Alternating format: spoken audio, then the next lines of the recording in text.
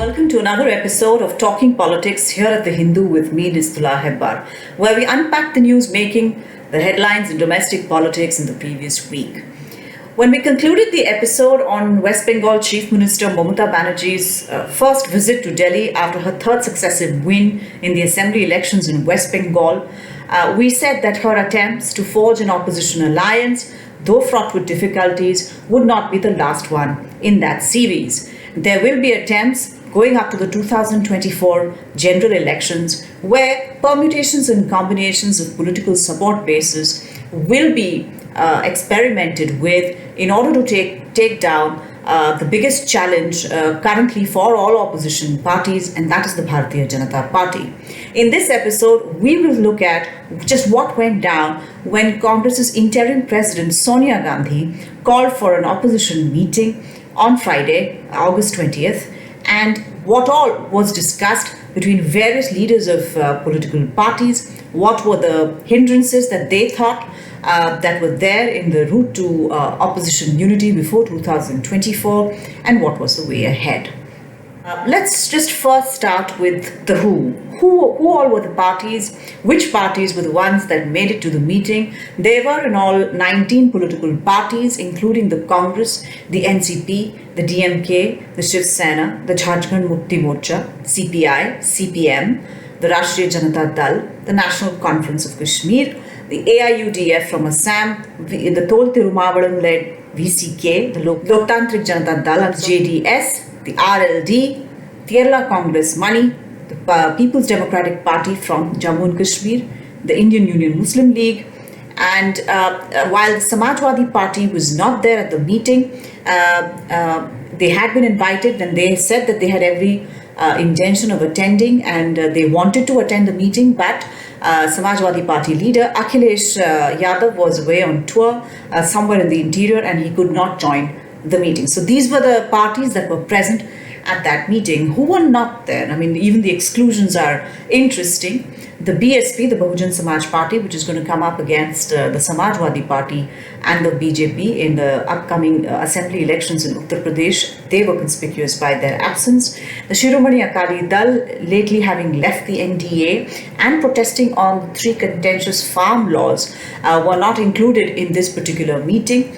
And the Aam Aadmi Party, which is also working very hard to become an alternative in Punjab, where they take on the Congress face to face.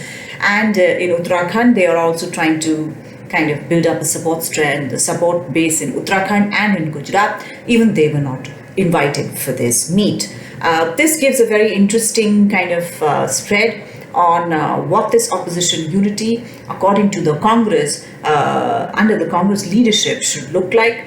And it can be the principal opposition grouping, but leaving out of these three parties and also the TRS, the YSRCP, the two big parties in the Telugu-speaking states, is also significant. What went down during this meeting?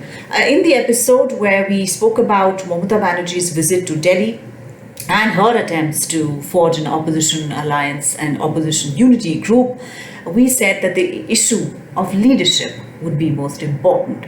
That was one of the main issues that was flagged during this meeting as well, with two chief ministers, Maharashtra's Uddhav Thackeray and West Bengal's Mamata Banerjee, kind of not agreeing totally on the question of leadership. While Mamata Banerjee felt that the other points of convergence between various opposition parties should be considered, and the question of who would be leading this alliance be left to a much later date, Shiv Sena's Uddhav Thackeray, Chief Minister of Maharashtra, felt that the question that would be raised again and again every time an opposition unity would be attempted to be forged would be who against Modi. There would be a clamour from opposition face around which not just the other opposition parties but also their respective support bases would like to gather around.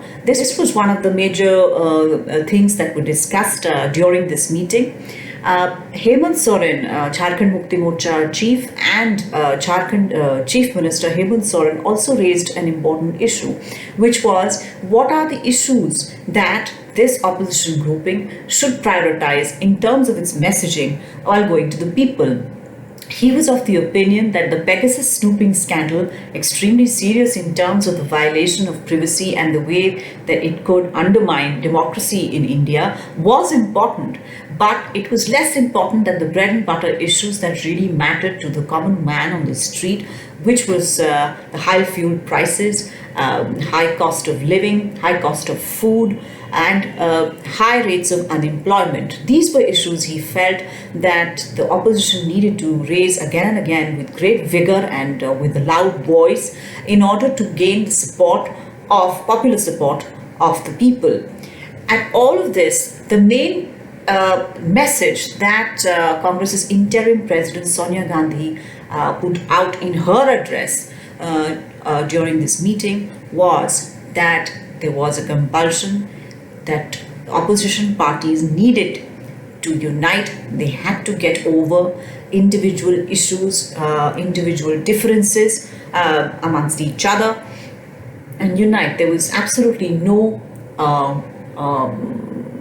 alternative to a unified opposition if these parties wanted to defeat the BJP in the upcoming 2024 general elections. CPI's D. Raja was of the opinion that even the upcoming assembly elections in Uttar Pradesh, Uttarakhand, Punjab, Manipur, Goa, and later in the year in Gujarat, all of these elections are coming up in 2022.